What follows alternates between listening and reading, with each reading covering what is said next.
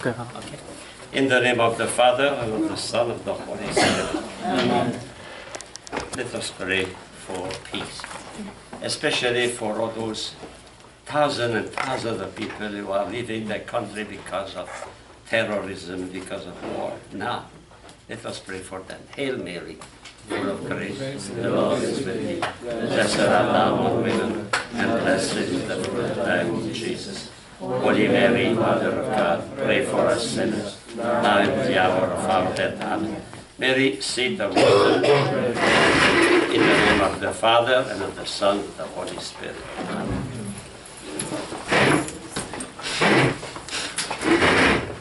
So this morning we begin to study a new chapter, a chapter about habits and learning. First, only at the etymological point of view. Habit, from the verb in Latin, habeo. In English, to have. Interesting, huh? Habeo, I have. Huh? I have. And the participant part, it is habitus, where become. So something I possess. Habit is something I possess, you know. In French, we say an habit, or habit, a suit, something I possess. And you remember the 10 categories of Aristotle? Possession, possession, to have, possession, to have, okay? So, in fact, Father, what is a habit? Well, you have two ends, no? Look at your ends. You can do many, many things with that, huh? What are you doing now? Writing. So, if you put a pen in the end of one who never wrote, what we will do? Can he write? No. He has a pen, he has a paper, he has ends. Can he write? No. He must acquire the habit of writing. He has the power. He has the power. He can hold the pen, he has the mind to write. But he has the pen, but he does not acquire the habit, the capacity, the operational structure. So Father Rashman gives a very good definition of a habit. He said a habit is an acquired operational structure. Every word is important.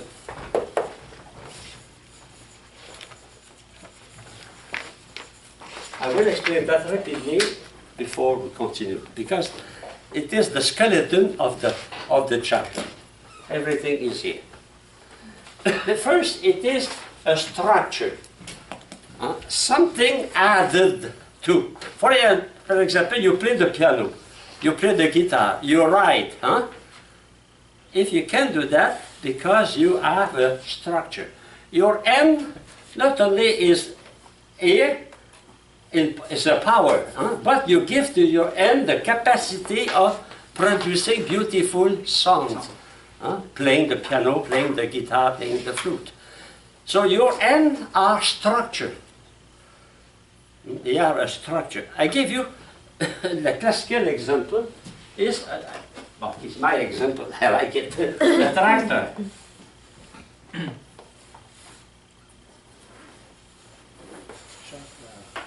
You know the tractor? Oh, you have a tractor. You know what is a tractor? A tractor can do many, many things, no? A tractor is a power.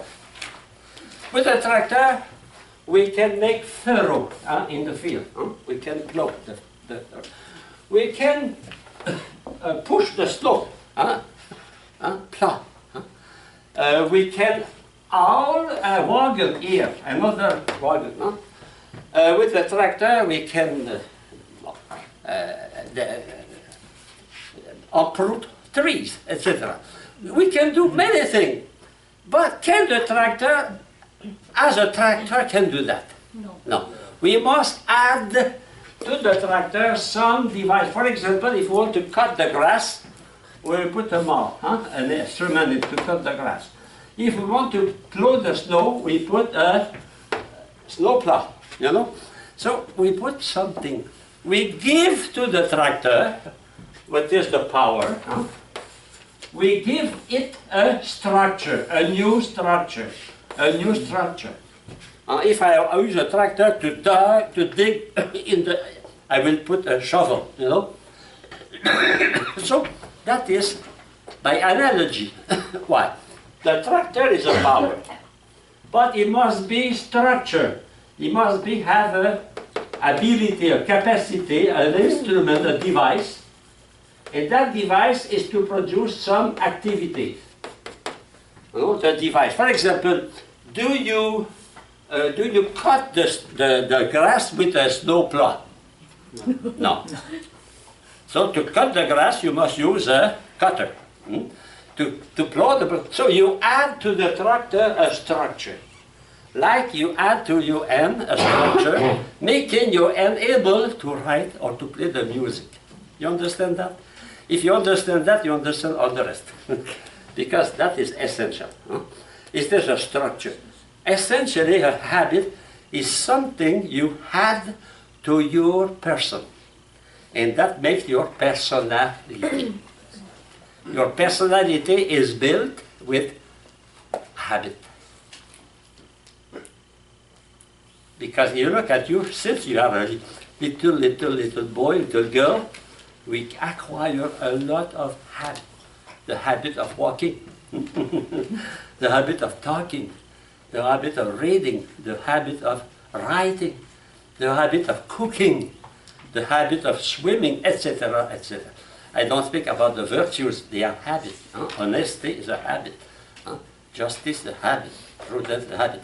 So we acquire that. So it is a structure. Something added to your personality. For example, someone has the habit to speak Spanish. Others have the habit of talking French or Italian, etc. Or someone has the habit of sewing, another the habit of cutting trees, etc., etc. You know, so it is something we acquire. We acquire a structure, like the tractor acquire a device, a structure, to produce something operational, to do or to make something. So the habit is to produce something. So yeah, if the three terms are very, very important. So is this a acquire, operational, structure? First, it is a structure. You know that, huh? A structure. You acquire the habit of being able to comb your hair. Yes, it's a habit. Huh? To take use a soap to take a shower. That's it. Your mother helped you to acquire a lot of habits. Huh? The habit of politeness, huh? To say please, thank you, to give with two hands. Huh? Habit, no? No. Good habit, but bad habit also. Huh? When you have a boy, say 5 years old, so that is not a good habit. Okay? It is a structure acquired. We are not born with that. I am not born as a pianist, as a guitarist. I am not born as somebody able to write. I have the possibility, the power to write, but I must acquire the structure, how to make letters, etc. To learn that. In fact, a habit is linked with learning. Is the reason why Father Reichman called this chapter Habit and Learning. Because we acquire through learning, through experience. Acquire for what? To produce some activity. Every habit has a special activity. Like my tractor here has a special activity. One, to cut the grass, another to plow the snow, another to make furrows, another to haul a wagon, etc. So that those devices that structure my personality are acquired to produce something. Okay? So now you have the essential. We try to understand that, to analyze what I told you now. Okay? So in the case of man, we have a power. A power is a capacity of doing, of making. Capacity of doing and making something. Okay? So a power, it is to activity. When I have a power, it's not only to contemplate, oh, I have beautiful hands. No, my hands are doing something. I must use my hands to. Of course, you can contemplate your hands, because that is a marvel. Think about the human hands, they are a marvel. Try to find all the activity you can do with your hands. It's incredible. A possibility, infinite possibility. Think about the pianist, for example. Think about when you write, you can write thousands and thousands and thousands of words, different words, no? It's something wonderful. But we don't have to contemplate, we have to do something, okay? So, in the case of man, habits are important because the formation of man is long. Officially, it is now in the United States, 18 years. When I was young, it was 21 years. It's long. And we never finish to acquire habits. We never finish to acquire virtues, because virtues are habits, good habits. So in fact, it is all my life I have to structure my personality. I never finish to structure. Even if I have a structure, I can improve my structure. If I am a pianist, I can improve. If I speak Spanish, I can improve the way I speak Spanish. If I pray, I can improve the way I pray, you know. So that it is a constant formation. In fact, my personality, I don't say my human nature, no, my personality is built, is with the habits I acquire. Okay? So it is necessary. Why habit? For survival, to survive. Imagine if every day you have to learn again how to prepare a meal. If every day you have to learn how to wash your hands.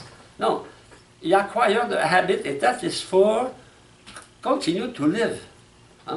So we, in fact, what we have a power. The power it is given us to survive, and it is given us also to have a good life.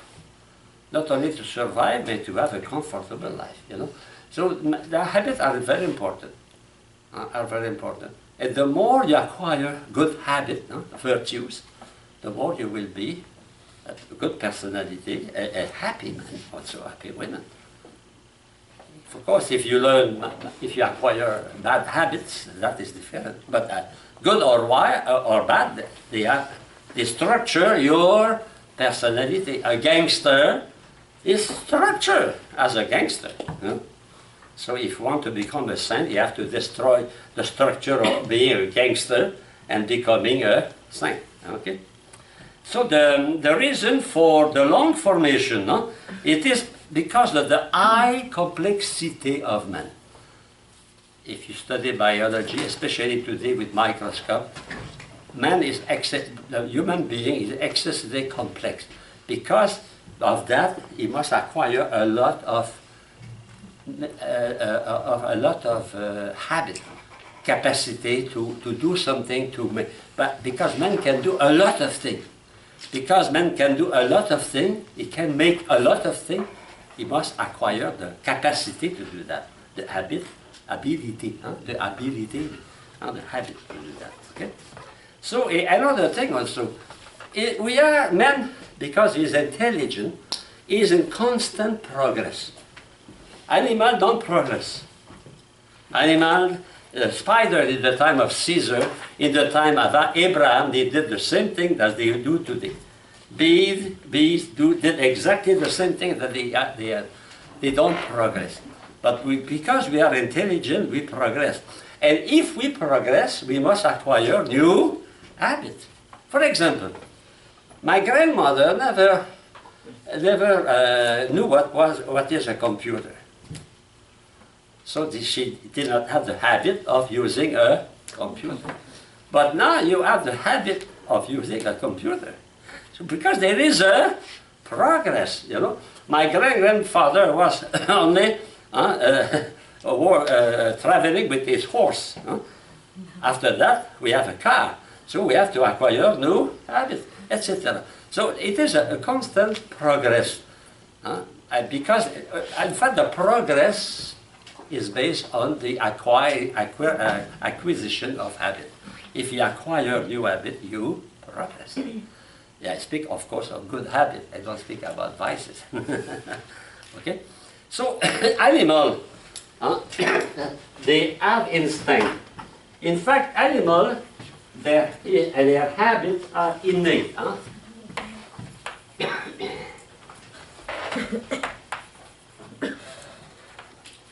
So they don't acquire that, they have that instinctively. For example, a bird, he is able to build a nest exactly the same way as his mother did, without never having seen a nest. Yeah? It's surprising. Instinct. The bee produce a perfect hexagon, a perfect hexagon, without having never studied geometry. Okay? Secondly, there is no communality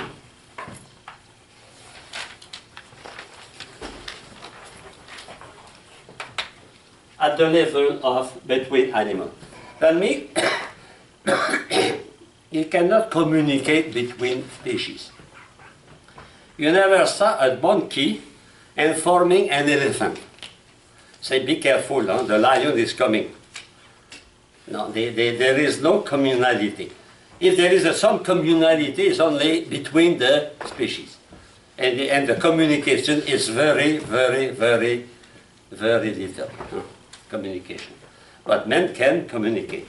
So in the case of man, it is no inborn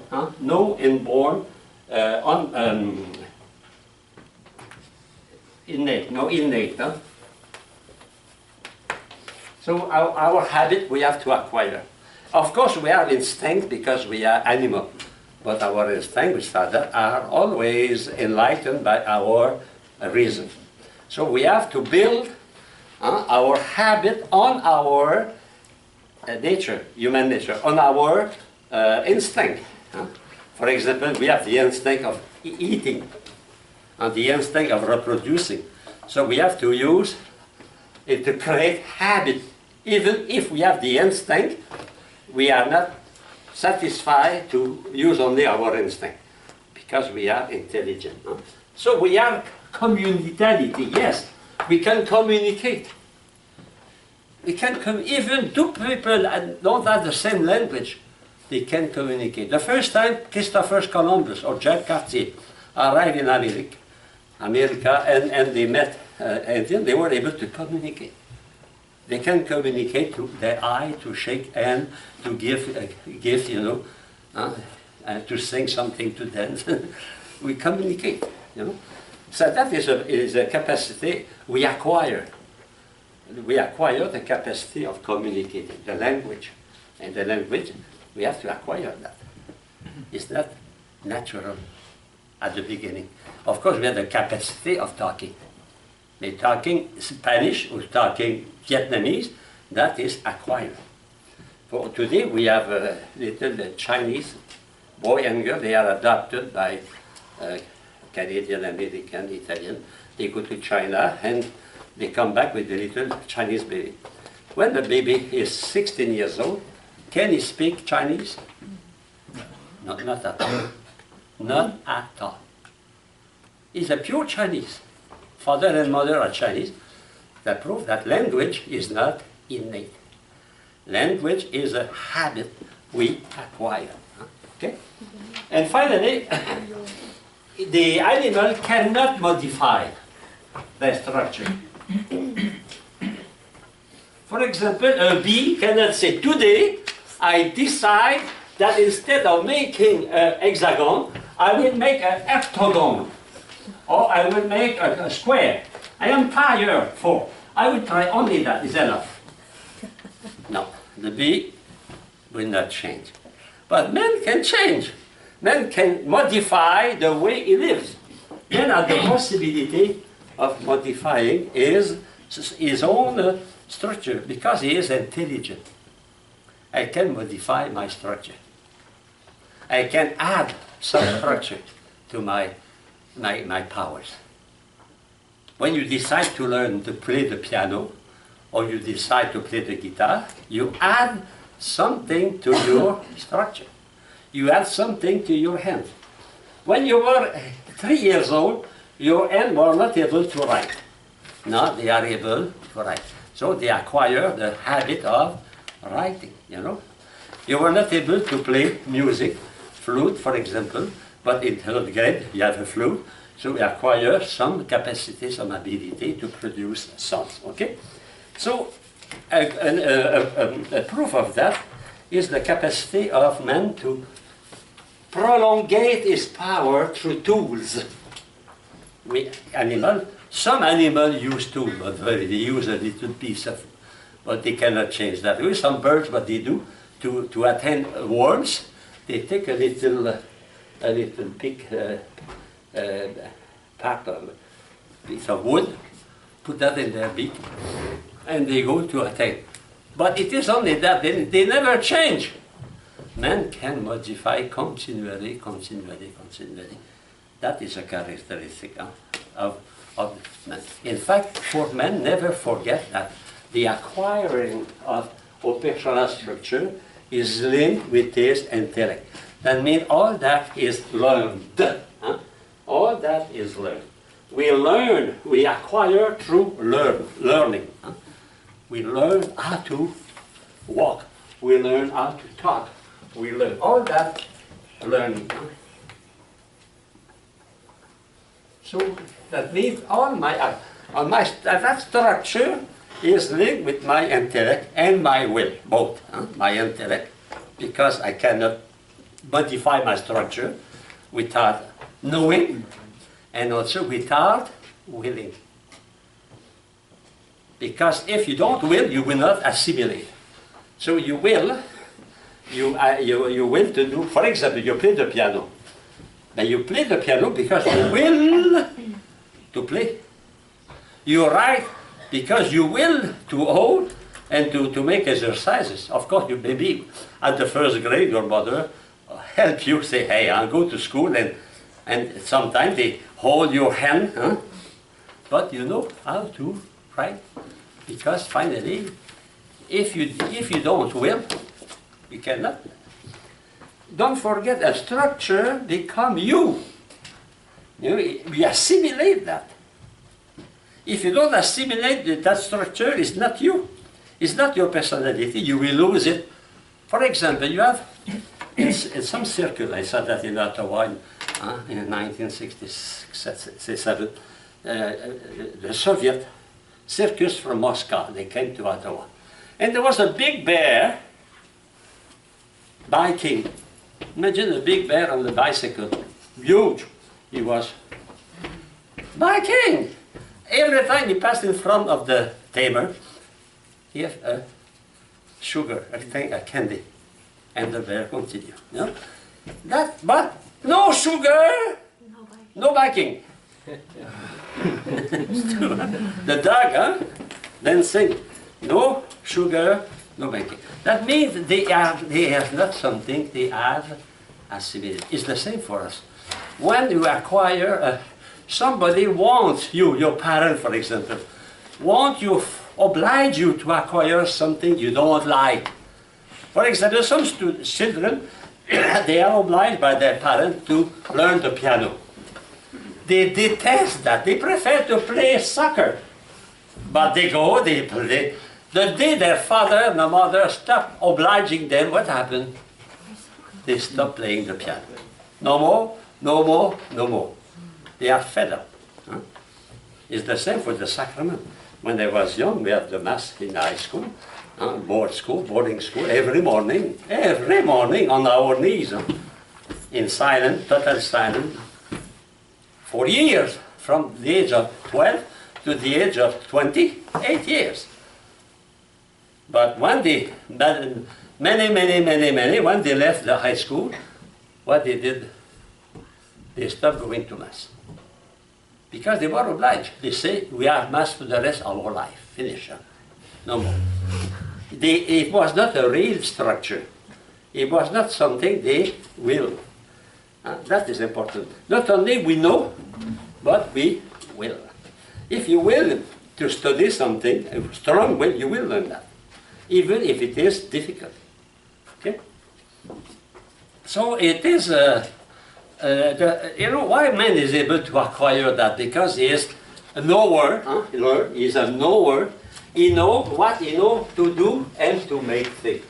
And to do and to make things, he must use his many powers. His eyes, his hands, his legs, his, all the power, intellect, the will, passion, action, etc. Okay?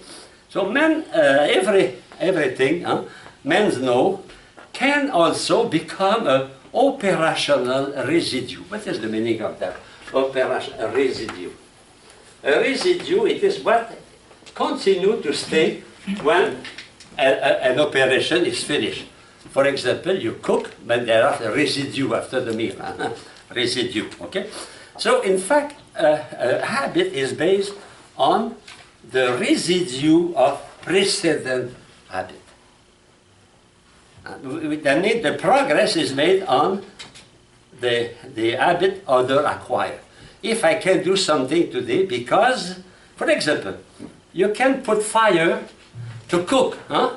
You use fire to cook. But we do that because maybe 1 million years ago, the caveman discovered fire.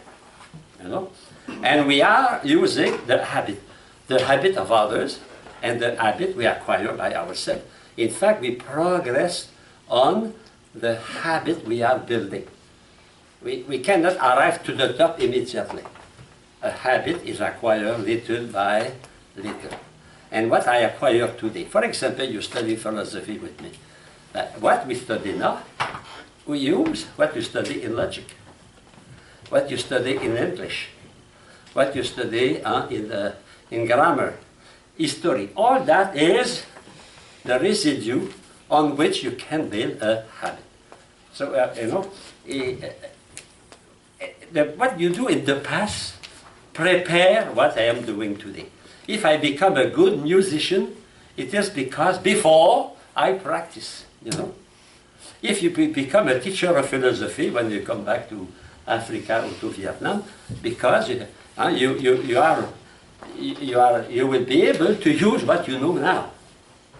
So the habit is also based on precedent experiences.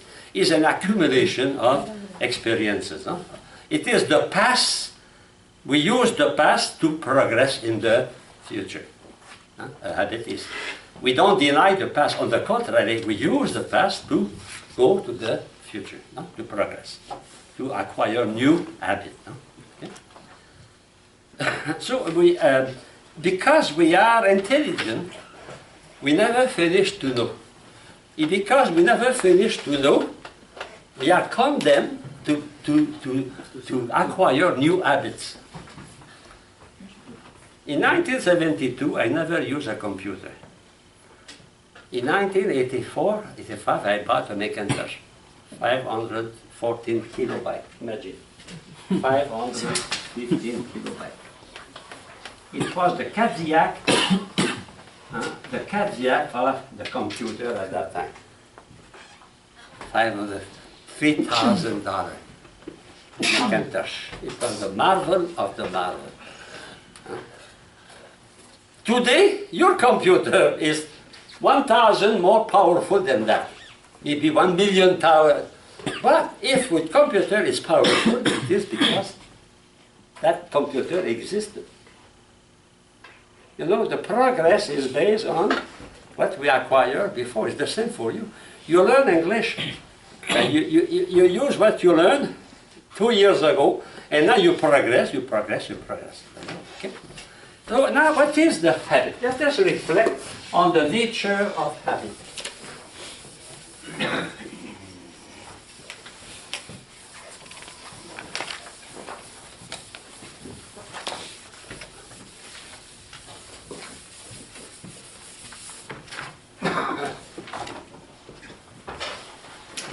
So a habit is a power. In fact, the habits are the roots of operational capacity.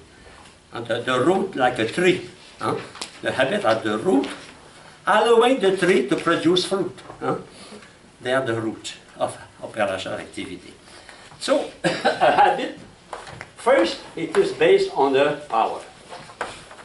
A faculty, you remember? Faculty, part of the soul. It can be the intellect, the will. It can be your sense, knowledge, my sight. It can be your imagination. It can be your hands, your feet, your every power we have. Okay? And, and we know that the power is to produce some activity.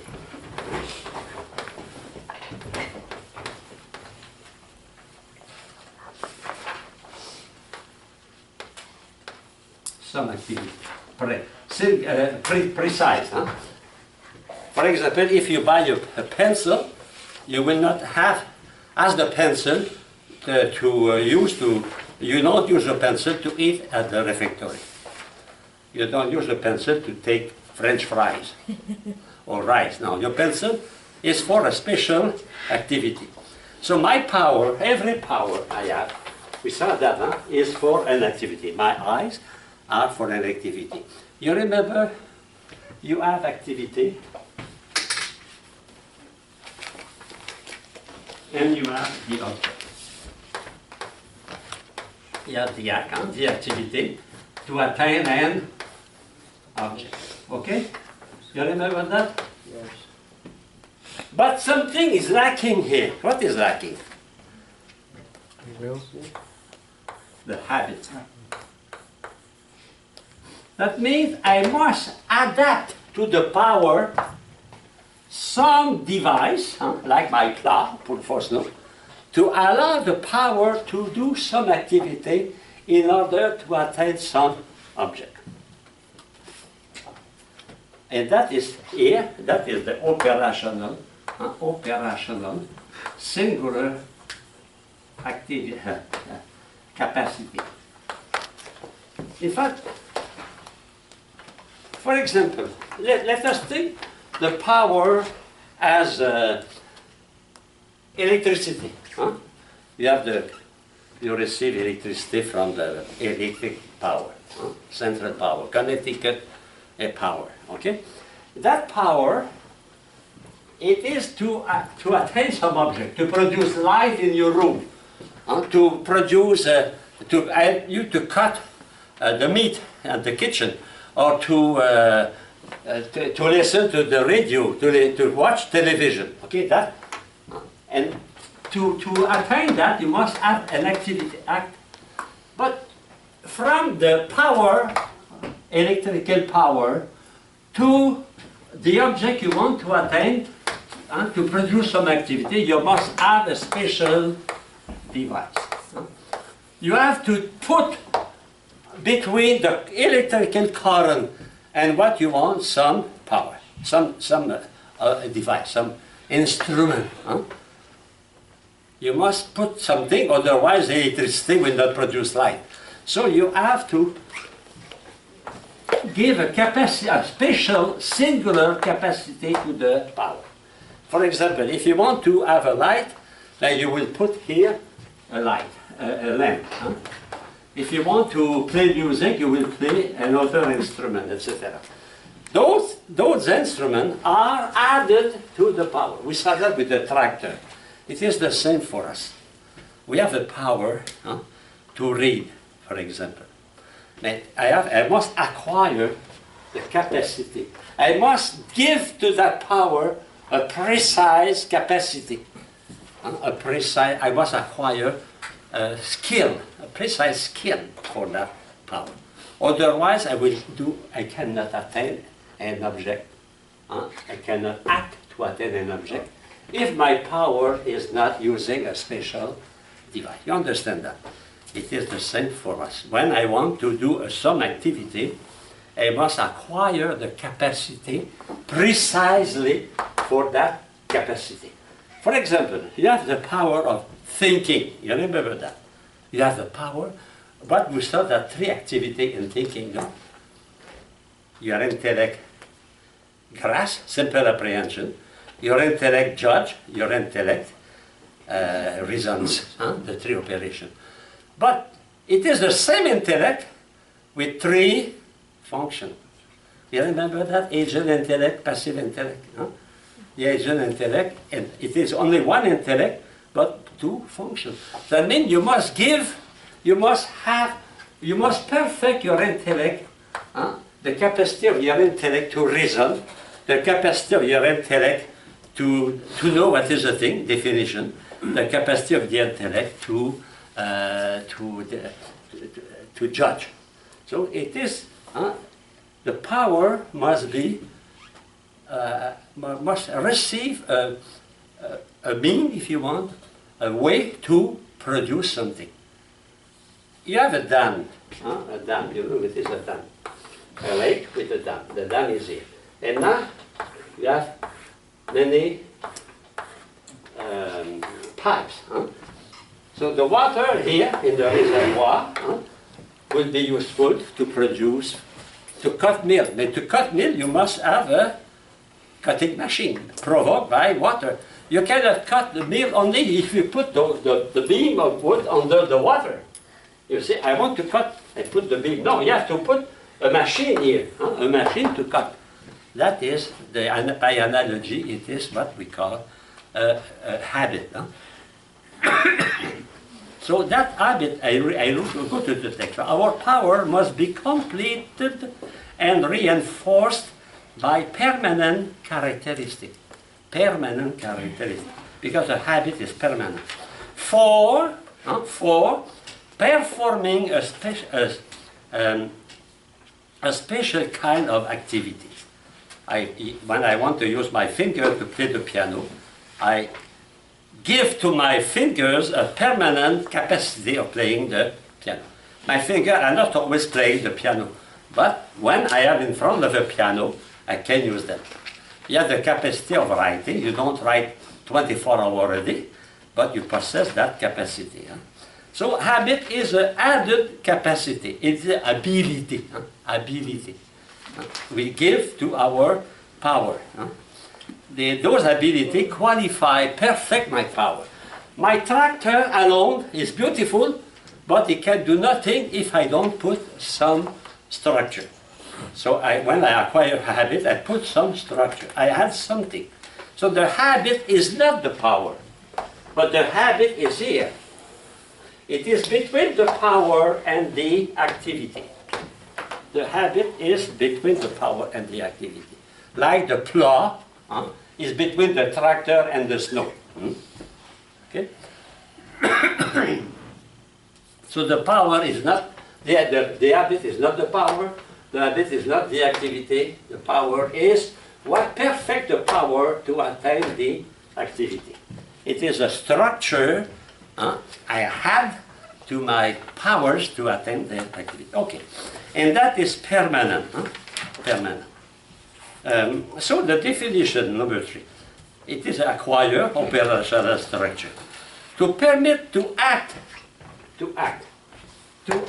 quickly, rapidly, quickly, rapidly, to act with ease, fast, with ease, fast, with easily, easily, quickly, easily, and surely. Proficiency, Father say proficiency, I mean, in Latin we say certitude, certain, sure, surety. etc. So we have plenty. First, rapidity. You remember when you were maybe you passed some IQ in your life, no? Some IQ, no? Intelligent quotient. And what to measure? One of the factors to measure the intellect of a person is the rapidity. If you take 5 minutes to find an answer, and your confrère use 5 seconds to say the same answer, who is the more intelligent? The one who thinks rapidly. A pilot, when he is landing, he has only a few seconds to take the right decision. A few seconds. He must be quick. It's the same when, what is a virtuous man? A virtuous man is a man able to take a decision surely, rapidly. And with, surely, rapidly and easily. Something, it seems easy. You know, when you see a pianist, a violinist, they play. You see that he's, you know. But if you see someone playing, he sweat. He's not a perfect artist. He has to acquire more his activity. Okay? So the habit is a link. In fact, I can say the habit is the link between the power and the activity. I can have a strong power but if I have no habit, I cannot use my power. Here you see the extreme importance of the rearing of children, education, the rearing of children. The more children acquire habit, the more they will be able to produce activities. Education, formation of a child is the acquiring of habit. Good habit, virtue, politeness, honesty, and also material, capacity, etc. So the habit perfects the power. And the habit perfects. It gives determine the power. The power is in potency. The power is in potency. And to pass from potency to act here, you must have a habit. The habit is a kind of agent. Okay, determining. It is a superstructure added. I spoke about that. Okay? And it is permanent. And also, the habit is not fixed. The habit can progress, can develop, but also it can regress. It can regress. If you don't practice music, for example, for 18 years I did not play music. I accompanied to organ. I can, 18 years, when I go to the keyboard, I'm not at ease. Because I regress. I did not practice. You know, it's like when you are on a bicycle. When can you stay in equilibrium on the bicycle? When you progress, no? When you stop, can you stay like that? No. You fall on one side or on the other side. So it is the same. Or we can say, like a bicycle, a habit must progress. Is the reason why when you become old, if you want to, not to lose your memory, to use your faculty is to continue to use them. If you stop using, you will regress. It's the same for example, sister, the brother Vietnamese here from Vietnam. Okay, you study English here. When you live in Vietnam, if for 10 years you say no a single word in English, what happened to your English? You will forget it. So that is important. It is permanent, but it must be sustained. It's the same for my language. For example, I teach in English here. When I come back to Canada, with my family, my community, sometimes the words who come to me are not French, they are English. Because for 18 years, and now I speak English, you know. And I have a cousin, she's a sister, she's in the United States for 60 years. And when she spoke with us, she is more English than French, you know. Because she does not practice, that is true. The less you use something, the more you abandon it. A habit is a structure, but it is not fixed once forever. If you use it, you progress. If you don't use it, you regress. Okay? So it is a power between it is a perfection of the power. And the habit perfect the power, determine the power to do a special act to attain a special object. That is, it is a capacity for activity. Essentially, a habit should be dynamic, should be something leading you to progress. You know, is the reason why we can say we never finish to progress in a habit. At least to keep what you have, because if you, for example, suppose you know how to play an instrument, a music instrument. After a certain time, if you don't, if after 1 year, for example, but you will forget. But after 10 years, you will forget more. You know, so that means the less you use your habit, the more you regress. Okay. It is permanent. It is not a disposition. A disposition is only for a few times. It's permanent, but be careful. Permanent in the measure it is active. When we stop to be active, it is little by little can regress. Okay, so we have three characteristics of the habit. Rapidity, we saw that here quickly. Rapidity. Secondly, the habit. It is the facility. When you write the first, remember when you were the first grade, and when you write, you learned how to write. It was difficult to write only a line like that. It was difficult for a little boy, a little girl to do that. And to do that, oh la la. And little by little you learn how to write. And now you write very well. But because you write every day, you don't lose your capacity of writing. Okay? But if you have a stroke, you have to learn again how to write. Some people, they have a stroke, and they have to learn again how to write and also how to speak. And we have a priest in our community, former provincial, Father Vincent. He had a stroke. So you have to learn again how to talk. Because affect his capacity of talking. So like a boy, he learn again to speak English. It's the same for many, for writing, even for walking. Okay? So we can say the habit are for men like instinct are for animal. They have a capacity of acting. Habit are like instinct. We saw that before. And the animal have instinct, and men have instinct. But what is instinct? Instinct, they are added to my nature to produce something. To produce something. Okay. So we can say habit are for man like instinct for animal. And what is the common? It is the capacity, capacity for activity. A habit is not only to put on the shelf. A habit, it is something that we...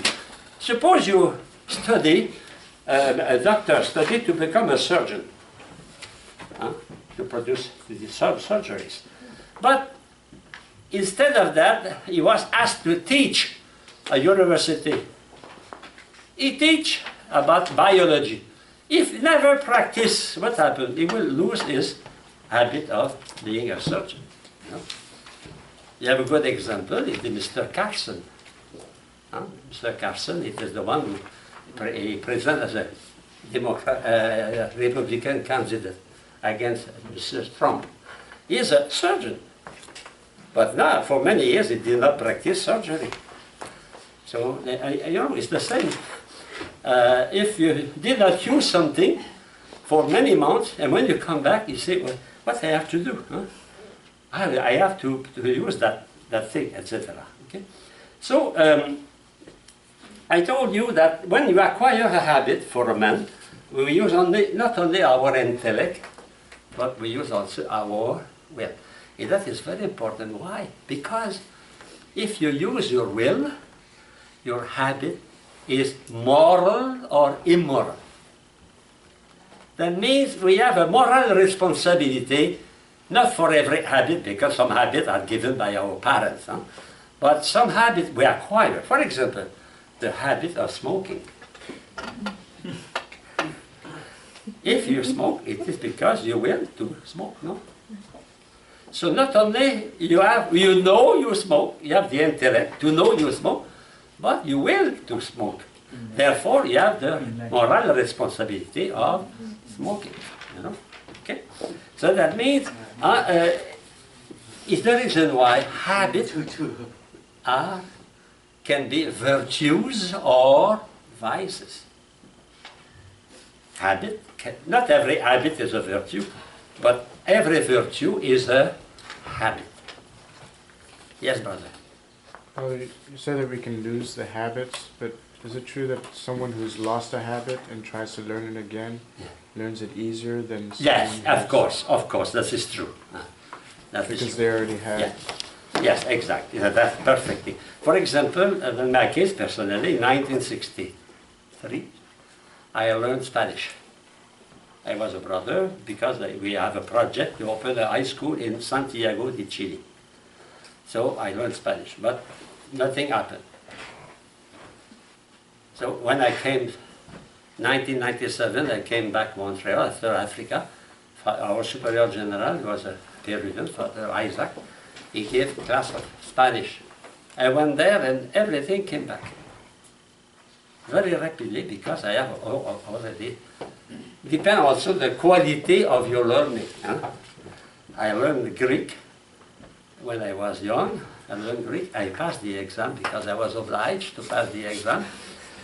And 1 week after, I was very happy to forget everything. Today I regret. And I try to study Greek again. I find it very difficult. I understand, but it's difficult. Because, you know, memory, etc. So, of course, if you have a habit and you don't use it, you lose it, apparently, you lose it, but you keep some things in you. Huh? It's the same for virtues, it is the same for vices. A good example of that is addiction. Addiction to alcohol, addiction to drug. Even someone is member of AA, anonymous alcoholic, but for 10 years. If he has the imprudence to taste alcohol, what will happen? He will come back. The same for drug. Somebody can be 20 years without using drug, and if he falls down using drug once, everything come back. Is the reason why those people must never drink alcohol. Never, you know, even John Paul II allowed some priests who are alcoholic to use only grape juice for the mass, none without alcohol, and that is very mass, you know, because even a priest, you know, he received communion and he is alcoholic, he will fire. It's like a match with A. Huh? If you put a match in a heap of dry A, it will again by fire. Okay. Now number 3, paragraph 3. Habit is not a mere repetition of act. The difference between repetition and habit, it is the progress. In a habit cannot be acquired if there is no progress. For example, the habit of walking. If a little boy, a little girl is learning how to walk, but all the time after 10 feet or 20 feet, he or it falls down, and he continues, he is 12 years old, he continues after he falls down. That is not the progress. The progress must to be not to fall down, you know. So progress is a condition for habit. in fact, if you, I know I taught music to children many years, to beginner. I am a specialist for beginners. And they play, but they stop always at the same place. They cannot play without stopping at that place. It's not a progress. You have to work on that to progress, to pass over some difficulty, etc. Okay? So an acquired habit is a kind of operational residue. I explained that. I mean, your habit always are based on what you acquired before. So every experience you are doing is preparing you to acquire new habits. Okay? Because if it is acquired consciously, you know, a characteristic, a habit, a virtue, or a vice, it is consciously. Otherwise, you are not responsible. And directly related to insight and free choice. Your habit is related to insight, you know, knowledge, and free choice. In fact, it is the reason why good habit, we call that virtue. And that habit, we call that vice. In fact, they are habit. A vice is an acquired operational structure. A virtue is an acquired operational structure. The object is the good, or the object is the bad. And we acquire, we perfect. I can perfect the way I steal. I am a pickpocket, I can improve my style of pickpocketing. Okay? Consequently, a habit has an ethical dimension. A habit, here we touch ethics. And when you study ethics, formality, for example, you will use that. What I told you now. It is, because what is virtue? It is a habit, a good habit. It is an acquired operational structure. It is a skill you acquire with knowledge and will, free will. Okay? But we don't speak here about the, we call idiosyncrasy or mannerism. No, we don't speak about that. We speak about what we acquire, a real, voluntary, for example, acquire the habit of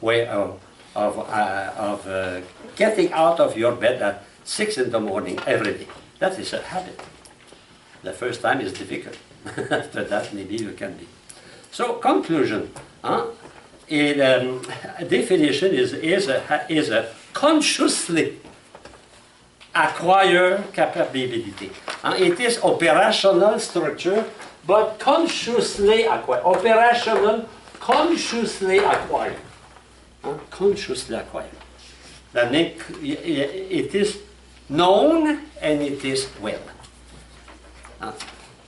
Which positively enhances its the operative capacity of the human person toward the good or toward the evil, on the bad.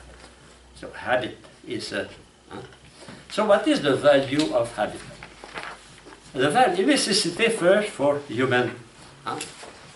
We are not programmed. When you are born, we have no programmation. We have to acquire, to build our programmation. Of course, we have an intellect. We have a will. We have senses. But our senses can do many things. My intellect can do many things. My fingers, my hand can do many things. So I have to acquire some structure for my mind, for my hands, for my legs, etc. Okay? So the role, in fact, we can say man is self-programming. The bee cannot decide to make a triangle instead of a hexagon. But man is not programmed because that is self-programming, self-determining. That's freedom. What is freedom? Self-determination. So we can say self-programming. I program myself. When you become a religious, you program yourself to become a religious. If you want to marry, you program yourself to become a father or a mother. You know? Okay? So the role of habit, here's interesting. A cat will never program himself to become a father or a mother. He is, by nature, he will have children without programming. He is programmed for that. But man is able to control his instinct. And he himself will program to become a father or a mother, or to become a priest, or to become a nun, to become, etc. You know? And that is the extreme importance of the free will that makes us completely different from animals. So the role, it is first to fuel up the tanks and the reservoir of human capability. The habit provides us with the energy we can draw on to provoke quick transition between potency and act. The power is a potency, and we have to pass from potency to act. And what helps us to do that rapidly, efficiently, surely, it is the habit. The more my habits are perfected, the more my actions are accurate. They are good. Secondly, habit serve a directional purpose. In a habit, there is no random, no fantasy. When you acquire a habit, it's to produce something. That means in a habit there is causality, there is finality. If the habit is acquired consciously, the finality is the motive, it is known. It is a part of your moral responsibility in the acquiring of a habit. And C, habit provides the dimension of a balance and constancy in the formation of a man. Balance, equilibrium, balance. To be balanced between my intellectual activity, my body activity, all that is balanced. A man is someone who is able to control all his power, all his activities. And we acquire that through the acquisition of habit. So habit contributes to the formation of the human personality. I told you before, habit make my personality. I am, as a human being, we are the same. We see that next chapter, we will see the same personhood. But not two persons on earth have the same personality. Even twin brothers, they don't have the same personality. Why? Because they don't have acquired exactly the same habit. They do not have exactly the same experiences, you know. So there is no two persons having the same personality. So that means when you look at your personality, what I am, a large part of your personality depends on you. The great part of your personality depends on you, also on your father and mother environment. But you can reject what your father and mother told you. No? Finally, if you obey what your father said 30 years ago, it is because you will. And you will your father said, be a honest dealer and never steal your brother. And 30 years after, you say, oh, my father did that. But said that. But when you act, it is not because your father said that. It is because you will. You will to do that. So in fact, a good habit, a virtue, or a vice is willed, and you are responsible for the acquisition of habit. Moral dimension. There is a moral. And the formation, what is the formation of the character of a man? Is this here? Is the formation of good habit. You understand that? Huh? So we see the extreme importance of habit. Every person, look at yourself, how the habit you acquire, and how you are responsible to keep those habits in progress. You acquire the habit of reflecting, of thinking. You have to use that to progress in wisdom, in knowledge, etc. So habit help men to conserve energy from the past, to use them to prepare the future. So that is, our habits are not continually renewed. My habit is founded of what I learned before, what I acquired before. A habit is like a stair. Every step depends on the one before, you know? So that is a habit. We cannot ignore the past. The past is very important in the acquisition of a habit, as it is important also in the acquisition of a vice. You know, once you have to meet somebody who has a bad habit, but if you want to help him to correct his habit, you must go to the past to see how he acquired that habit. Okay? So, if that, you know, we can, not only we keep the past, using the past for the future, but because of that, we can increase. For example, you have a cook. You use your experience of the past to improve your cuisine, no? Our progress is based on our past experience. But of course, we have to reflect on that. And we have to will to progress also. And not only to repeat exactly the same thing. Some people, sometimes they are happy to repeat exactly what they did. No, progress implies some change. Okay, so learning is the capacity of growth, because we know we are in the process of knowing knowing new ways of acting, new ways of using our powers.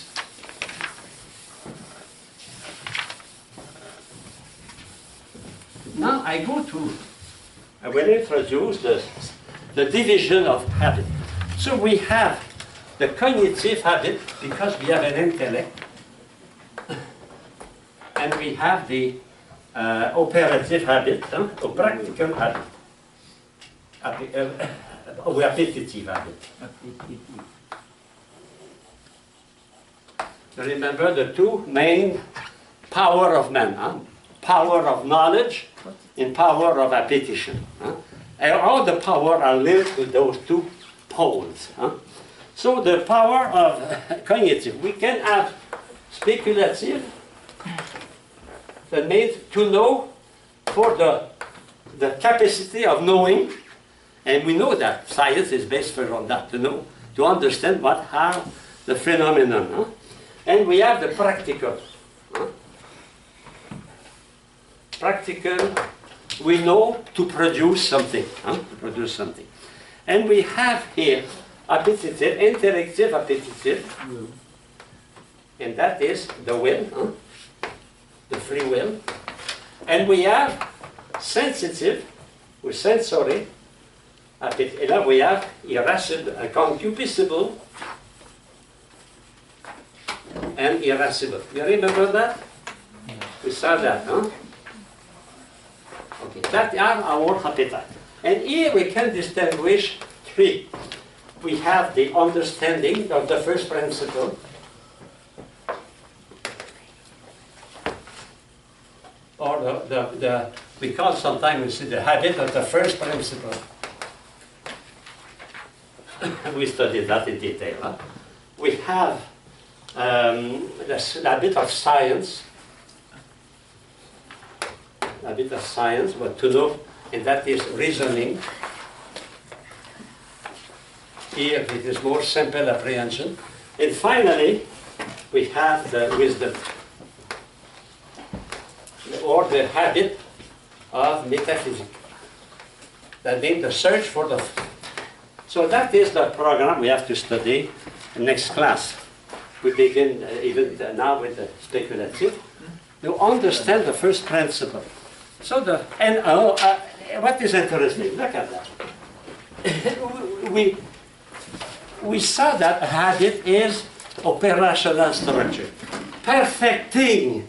What is the habit perfecting the will? It is the habit of justice. The virtue of justice perfect the will. What is the habit perfecting the concupiscible, the desiderative appetite?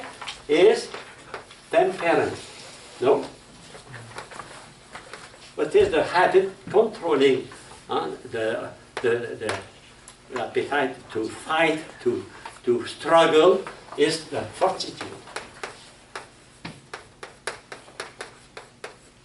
And finally, all that, those habits must be guided by the virtue of prudence. And you have the 4 cardinal virtues. We study with Father Melody. You have a 45-hour on that. Only on that. The virtue, cardinal virtue. But the cardinal virtues are attached to habit. Are attached to good habit. The good habit of controlling my will is justice. The good habit of controlling my concupiscible appetite, my desirative appetite, it is the temperance. My habit controlling my tendency toward fighting, striving, struggling, is the virtue of fortitude. And all that, because they are virtues, they must be also directed by my will, my intellect. And that virtue applied, the virtue from a perfecting, that is from here, applied to my human conduct, is the virtue of prudence. It's an intellectual virtue, but applied to, it's a practical virtue. Okay? So I have a few minutes to speak about here, the speculative. We call the understanding, and sometimes they call that intellectus in Latin. It is the habit of the first principle. The first principle, for example, non-contradiction, the principle of identity, the principle of causality. We studied that in logic. And identity, contradiction, etc. Those principles are a priori. That means we discover them in the action itself. They are not innate, strictly speaking, but they are known as soon as I use my intellect. As soon as I use my intellect, I have the notion of non-contradiction, the notion of causality, the notion of identity. That means those principles are, I would say, coexist, are necessarily known through activity. When I judge for the first time, as a kid, as a boy, as a girl, I discover the principle of contradiction. A thing cannot be at the same time sweet and not sweet. Okay? I discover the principle of causality. When I see an effect, I want to know who did that. When my little sister put all my monopoly everywhere in the house, all my money, the monopoly was there. She was maybe 2 years old. She was happy to play with that. But when I came back from school, everything was everywhere. So, as the first time I am searching for that, I discovered the principle of causality. Of course, I will not express that. We do that in metaphysics and logic. But we are searching for a cause. There is no effect without a cause. My principle of identity, I discover that I am myself. I am not my mother, I am not my father, I am different. The time a child discovers is different from his father and his mother. They discover the principle of identity.